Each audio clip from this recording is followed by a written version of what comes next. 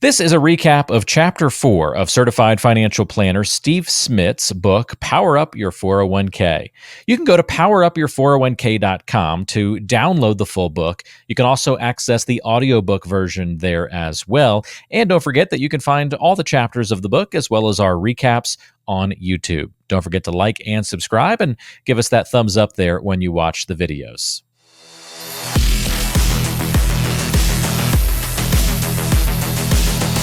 So, Steve, in Chapter 4, you really start breaking down this importance of embracing change, embracing the unexpected things that we've kind of been talking about in some of the previous chapters of the book. And I'm wondering if maybe we can start this review and conversation off with an example. And specifically, I'd like to look at how those financial needs that you've talked about and some of the strategies really illustrating for us how they evolve as somebody approaches retirement age.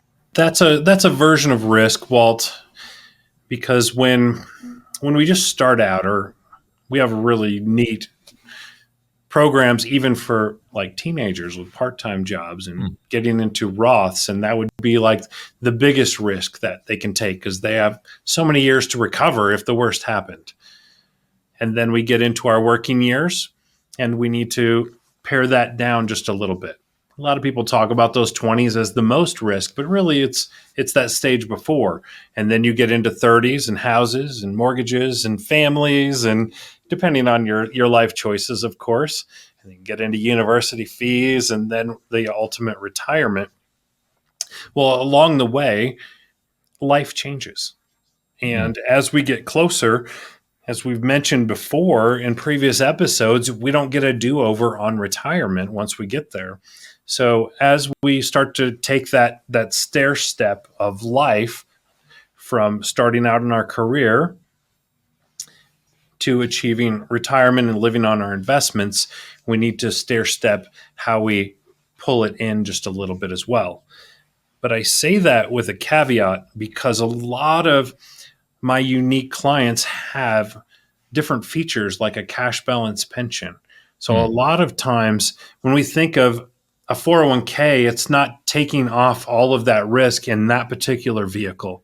Because if they have some of those vehicles that come along, all of us have Social Security and or a pension in this country. They get one of the two, or some people even get both, like a lot of people with some of the large companies. So if you have a cash balance pension, Social Security, and a 401k, there's definitely an offset of how we do that. And that's really where we can bring some expertise to the table so we don't leave money on the table as we go through those steps of life. Yeah, you work so well and exclusively with employees of large publicly traded utilities. Can you talk a little bit about why tailoring specific financial planning for these specific retirement benefits, for folks who are in this industry and in that job profile, what are the unique opportunities that are there for that demographic? Why can't they just pull a cookie cutter, plan off the shelf and expect it to work for them? What advantages do they get by putting in this extra effort and relationship? Well, one of the pieces that I've written, and this is a generality of a normal market cycle, right? Long-term average of a portfolio risk level. And if someone took a target date fund from 50 to 60, a lot of my clients retire at 60 because that's when the retirement health benefit kicks in. But in between those two, taking a target date versus an actual that allocation and taking into account the cash balance pension is a 35% difference. You get 35% more by allocating up to, and every decade is different. So I'm not saying that's an every time eventuality, but on an average, 40, 50 year of that type of risk portfolio, you can get up to 35% more just by understanding the benefits that you have and taking that appropriate size risk rather than that one size fits all approach like a target date fund would take. Significant advantages there, obviously. For a bow on today's conversation, thinking about somebody who's an employee at one of these companies and they've maybe read the book. They're watching this YouTube video or one of our other videos. They've gotten in touch with you through some way, shape, or form to get to know you a little bit. And it's time to come in for an initial review of their portfolio and their financial plan. I'm curious, what's that first meeting look like in terms of the questions that you're going to ask them? Because to understand this risk and the goals and all those kinds of things, you're going to have to do, I think, a lot of the poking and prodding in those initial meetings to get to know the client better. So what can people expect to be asked and need to maybe have, I don't know, what should they come prepared with to that first visit? I don't give them a list of things that they have to come with because I really am looking for a good fit.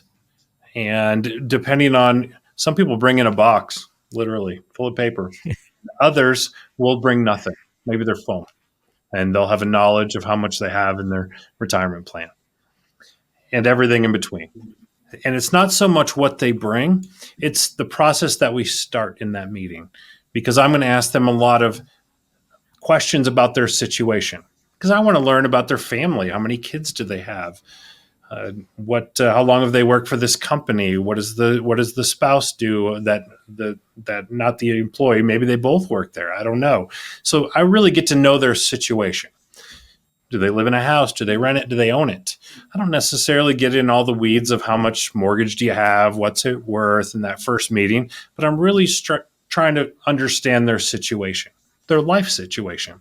We'll get to the financial later, because if we do get past some of those situational questions, then I'll start to poke and prod at, so what are the problems? Why are they coming in today? Are they worried about, will they have enough money to retire at a specific day, or will they be able to buy the RV, or will they be able to send their kids to college? I start to find out what are the problems that they're struggling with. And in that first meeting, we usually don't get beyond that, but that is really what I'm trying to do. Understand their situation and understand what problems they're bringing to the table, what's on their mind, what's creating anxiety, what's keeping them up at night. And that's what I'm really wanting to get at the heart of, because that's where I can provide the most help. Wonderful. You bring up one additional follow-up question just because you mentioned it there. I found it kind of intriguing and something I hadn't thought about before in our conversations. When somebody comes to meet with you and you have these excellent opportunities for these employees, but let's say they have a spouse who is also employed, but in a different industry. So they don't have the same kind of plans and access. Are you only able to help one side of that couple, or are you able to help the other couple member and still help them as a team and as a unit in those situations? One of the beautiful things of the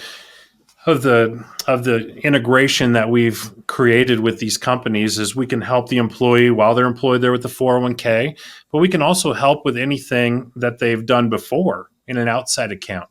And that applies to the spouse as well. If they have an outside account that they've rolled over, we can help them with that, or inheritance or investments outside of retirement planning. Whatever they have, we can be a holistic planner for the employee and the spouse.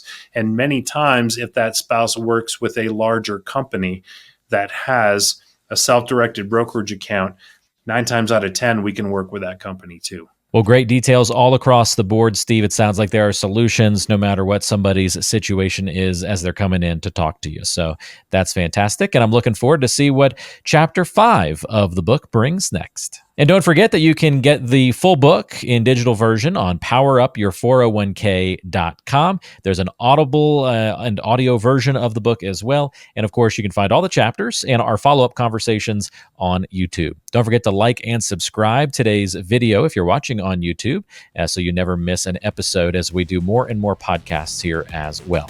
Until next time, thanks for joining us. For Steve, I'm Walter. We'll see you again on Power Your Retirement.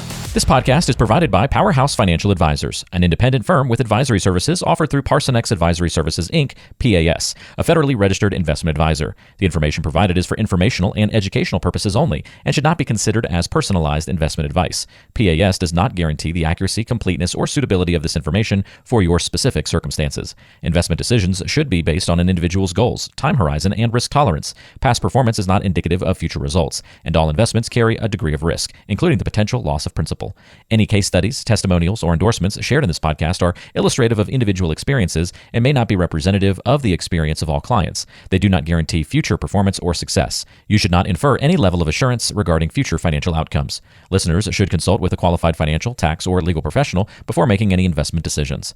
Parson X Advisory Services, Inc. does not provide tax or legal advice. Be sure to consult with your tax and legal professionals regarding your specific circumstances. For a copy of our Form ADV Part 2A, which provides additional information about PAS, including our advisory fees and services, please visit powerhousefinancialadvisors.com.